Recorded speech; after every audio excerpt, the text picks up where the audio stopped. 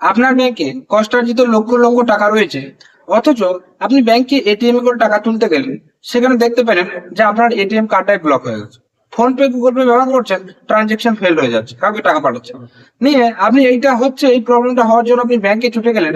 ব্যাংকে আপনাকে জানাচ্ছে আপনার অ্যাকাউন্টে কেওয়াইসি পেন্ডিং রয়েছে, যার ফলে ব্যাংকের তরফ থেকে আপনার অ্যাকাউন্টটাকে আপাতত হোল্ড করে দেওয়া হয়েছে। আপনি যেন আকাশ থেকে পড়ছেন, মানে ভাবছেন ব্যাংক কেন এরকম হয়রানি করে, বারবার খেয়ে দিয়ে কাজ নেই নাকি ব্যাংকে শুধু মানুষকে হয়রানি। আমি আমার নিজের টাকা, আমার ব্যাংকের টাকা রয়েছে, আমি আমার টাকা ইউজ করবো না কি করবো, ব্যবহার করবো, ব্যাংক কেন বারবার আমার অ্যাকাউন্টটা বন্ধ করেছে, বারবার সেই কেওয়াইসি ঝামেলা। কিন্তু ব্যাংক এগুলো নিজে থেকে করে না, কিছু নিয়ম রয়েছে।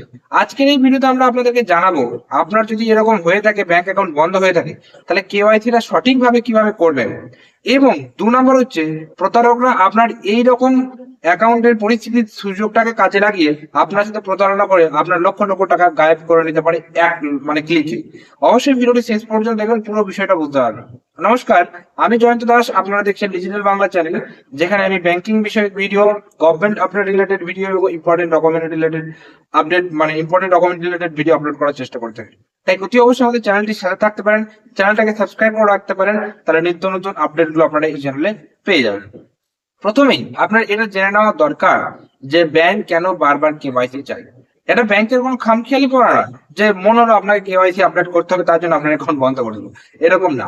আরবিআই নিয়ম রয়েছে, সেই আরবিআই নিয়ম মেনেই ব্যাংক কিন্তু আপনার অ্যাকাউন্টটাকে হোল্ড করে দেয়।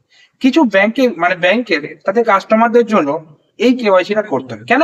কারণ ব্যাংক এটা জানতে চায় যে আপনার নামে অ্যাকাউন্টটা আপনি ব্যবহার করছেন কিনা, আপনার অ্যাকাউন্টের সাথে কোনো রকম প্রতারণা হয়েছে কিনা বা হচ্ছে কিনা, সেইটা যাতে ব্যাংক বুঝতে পারে। সেই জন্য সবসময় ব্যাংক এটা সুরক্ষিত করে, এটা সিকিউর করতে চাই আপনার অ্যাকাউন্ট, যে যার অ্যাকাউন্ট, সেই অ্যাকাউন্ট হোল্ডারই অ্যাকাউন্টটাকে ব্যবহার করছে কিনা সেটাই জানার জন্য কেওয়াইসি করতে হয়। তবে এই কেওয়াইসি করার ভিত্তিতে কিছু কিছু কাস্টমারের ভাগ রয়েছে, যেগুলো একদম লো রিস্ক, রিস্ক নেই কাস্টমারদের, যেগুলো মোটামুটি সাধারণ লেনদেন করে, তাদের মোটামুটি 8 থেকে 10 বছর পরে একবার কেওয়াইসি করতে হয়। 8 থেকে 10 বছর পর। যাদের অ্যাকাউন্টে একটু রিস্ক আছে তাদের 6 থেকে 8 বছর পর কেওয়াইসি করতে হয়। আর যাদের অ্যাকাউন্টে খুব রিস্ক আছে, অনেক প্রচুর টাকা লেনদেন করে, তাদের মোটামুটি 2 থেকে 3 বছর পর পর কেওয়াইসি করতে হয়। এইটা ব্যাংক টু ব্যাংক ভেরি করে, তারা অনেক সময় আপনার কাস্টমারের সুরক্ষার জন্য এই পদক্ষেপটা নিয়ে থাকে। এটা কিন্তু আরবিআই রুলস এর মধ্যেই পড়ে। এইবার দেখা গেল তাহলে ব্যাংক কেন কেওয়াইসি করে সেটা আপনি বুঝতে পারেন। আমি পয়েন্ট করে লিখে যাতে আপনি বোঝাতে সুবিধা হয় আমার এবং আমি ভুলে না যাই।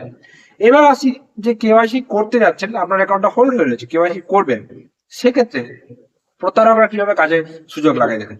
আপনার ফোনে মেসেজ যাবে, ব্যাংকের তরফ থেকে মেসেজ আসবে যে আপনার এই এসবিআই অ্যাকাউন্ট বা এই account will be deleted within 2 hours বা 2 ডেজ। হ্যাঁ, লিঙ্কে ক্লিক করুন কেওয়াইসি আপডেটের জন্য, সেরকম মেসেজ থাকবে। আপনি লিঙ্কে ক্লিক করছেন, একদম দেখবেন সরাসরি স্টেট ব্যাংকের অফিসিয়াল ওয়েবসাইট খুলে যাবে। যেই লিঙ্কে ক্লিক করছেন, ডিটেলস দিচ্ছেন, ওটিপি দিচ্ছেন, সমস্ত কিছু করছেন, যেই সমস্ত কিছু করলেন আপনার অ্যাকাউন্ট টাকা ফাঁকা হয়ে গেল। একটা জিনিস আপনাকে মাথায় রাখতে হবে, কখনোই ব্যাংক আপনার কাছ থেকে পার্সোনাল ডিটেলস চাইবে না কোনো লিঙ্ক ক্লিকের মাধ্যমে, এবং ফোন করেও আপনাকে পার্সোনাল ডিটেলস চাইবে না, এবং কোনো ওটিপি আপনার মোবাইল ফোনের থেকে, কোনো ওটিপি, রেজিস্টার মোবাইল থেকে ওটিপি চাইবেই না। এই তিনটে যদি হয়ে থাকে, পার্সোনাল ডিটেলস লাগছে লিঙ্কে ক্লিক করে বা ফোনের মাধ্যমে, এবং ওটিপি লাগছে এবং আপনাকে ফোন করে জানতে চাইছে, তাহলে সেইটা জেনে নেবেন সম্পূর্ণ ফ্রড এবং সেটার দিকে কর্ণপাত করবেন। তবে হ্যাঁ, এই ওটিপি নিয়ে এখন চারিদিকে এটা চলছে যে যে কোনো জায়গায় ওটিপি এলে দেবো না, সেটা করবেন না। আপনি দেখেন অনলাইনে প্রোডাক্ট অর্ডার করেছেন, সেখানে তো ওটিপি লাগবে, সেইগুলোর ক্ষেত্রে একটু কোঅপারেট করবেন। তো ওটিপি ব্যাংকের প্রতারণার ক্ষেত্রে দেবেন না। তাহলে বুঝতে পারলেন যে ফ্রড কিভাবে হচ্ছে, এইভাবে ফ্রড গুলো হয়। এবার আসছি যে কেওয়াইসি আপডেট আপনি করবেন কিভাবে। আপনার কেওয়াইসি আপডেট করার এখন সব ব্যাংকের তরফ থেকে বহুত সুযোগ সুবিধা করে দিয়েছে। আপনি ঘরে বসে আপনার কেওয়াইসি করে নিতে পারবেন। বড় বড় ব্যাংক রয়েছে যেগুলো, যেমন HDFC, state bank, ICICI bank, Punjab national bank, এই সমস্ত ব্যাংকের নিজস্ব অ্যাপ্লিকেশন রয়েছে। আমি যদি এসবিআই এর কথা ধরি, তাহলে ইওনো অ্যাপ্লিকেশন রয়েছে। সেই ইওনো অ্যাপ্লিকেশন থেকেই আপনি আপনার কেওয়াইসি কমপ্লিট করতে পারবেন। তবে হ্যাঁ, বিশেষ কিছু কাজের ক্ষেত্রে হয়তো আপনাকে ব্রাঞ্চে যেতে হবে, ম্যাক্সিমাম কাজ কিন্তু ইওনো অ্যাপ্লিকেশন থেকে হয়ে যাচ্ছে। আপনি চেক বই আপডেট, চেক বই issue, ATM issue, KYC update, সমস্ত রকম কিন্তু ইওনো অ্যাপ্লিকেশন থেকে, স্টেট ব্যাংকের কথা বলছি, ইওনো অ্যাপ্লিকেশন থেকে হয়ে যাচ্ছে। এই সমস্ত বড় বড় ব্যাংকের ওই অ্যাপ থেকে বেশিরভাগ কাজ কিন্তু হয়ে যাচ্ছে, আপনি ঘরে বসে করতে পারবেন। নিতান্ত যদি আপনি না পারেন, সেক্ষেত্রে কি করবেন? সোজাসুজি আপনার ব্যাংক অ্যাকাউন্টে জেরক্স, আধার কার্ডের জেরক্স এবং আইডেন্টিটি প্রুফ এবং অ্যাড্রেস প্রুফ হিসেবে যেগুলো ডকুমেন্টস লাগে, Aadhaar card, voter card, bank account, এই সমস্ত প্যান কার্ড, এই সমস্ত জেরক্স পাসপোর্ট সাইজের ফটো নিয়ে ব্যাংকে চলে যাবেন। ব্যাংকে ডাইরেক্ট গিয়ে বলবেন কেওয়াইসি ফর্ম দিন।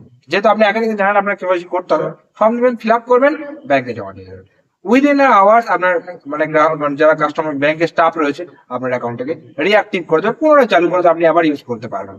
মানে ওই প্রতারণার ফাঁদে পা দেবেন না। এবার কিভাবে কেওয়াইসি করবেন না করবেন ডিটেলস যদি আপনি ভিডিও চান একদম পাই টু পাই, যদি স্টেট ব্যাংকে যে কোনো ব্যাংকে আপনি কেওয়াইসি করতে চাইছেন, কিভাবে ফর্ম ফিল আপ করে কিভাবে করবেন পাই টু পাই ডিটেলস জানতে চান, অবশ্যই কমেন্টে জানাবেন, আমি সেটা নিয়ে নেক্সট পার্টে আপনাদেরকে নেক্সট কোনো ভিডিওতে বলে দেবো।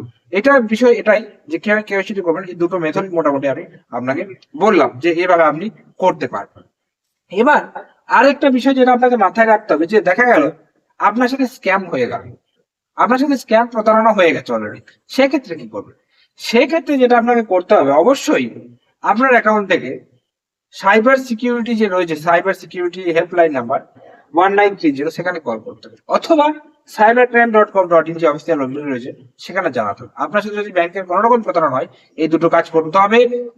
ব্যাংকে গিয়ে জানাতে হবে, তারা আপনার অ্যাকাউন্টের সঙ্গে সঙ্গে ফ্রিজ করে দেবে। এই সমস্ত স্টেপগুলো আপনাকে করতে হবে। ফার্দার এই সমস্ত বিষয়গুলো আপনাকে করতে হবে। যদি আপনার এরকম হয়ে থাকে আমাকে কমেন্ট করে জানাতে পারেন, আমি সেই নিয়ে আলাদা রকম ভিডিও আপলোড করবো, বা আপনি যদি জানতে চান কিভাবে কি করতে হবে, আমি অন্য কোনো ভিডিও মাধ্যমে জানিয়ে দেবো। আজকের এই ভিডিওতে মূল যে বিষয়টা সেটা হচ্ছে ব্যাংক কেওয়াইসি এমনি খামখেয়ালি ভাবে চায় না। আপনার যদি কেওয়াইসি লাগে, কিভাবে আপনি কেওয়াইসি আপডেট করে নিতে পারবেন, খুব ইজিলি আপনি কিন্তু করতে পারবেন। এবং এই আপনার ব্যাংক অ্যাকাউন্ট হোল্ড হয়ে গেল বা বন্ধ হয়ে গেল কোনো কারণবশত, প্রতারকরা কিভাবে আপনার সাথে প্রতারণা করে সেই সমস্ত বিষয়গুলো নিয়ে আলোচনা করা হবে। কেমন লাগলো আজকের এই ভিডিওটা অবশ্যই কিন্তু কমেন্ট করে জানাবেন। যদি আপনার কোনো রকম প্রশ্ন বা মতামত থেকে থাকে সেটা নিচে কমেন্ট বক্সে জানাতে ভুলবেন না। ভিডিওটা ভালো লাগে একটা লাইক করবেন, চ্যানেলে যদি নতুন থাকেন, যেটা আপনাদের বললাম ভিডিও শুরুতেই করতে পারেন। আজকের ভিডিও এ পর্যন্তই, দেখা হচ্ছে পরের কোনো ভিডিওতে। ততক্ষণ পর্যন্ত প্রত্যেকে সুস্থ থাকুন, ভালো থাকুন এবং এই ভিডিওটা একটু বেশি করে শেয়ার করবেন। ধন্যবাদ সকলকে।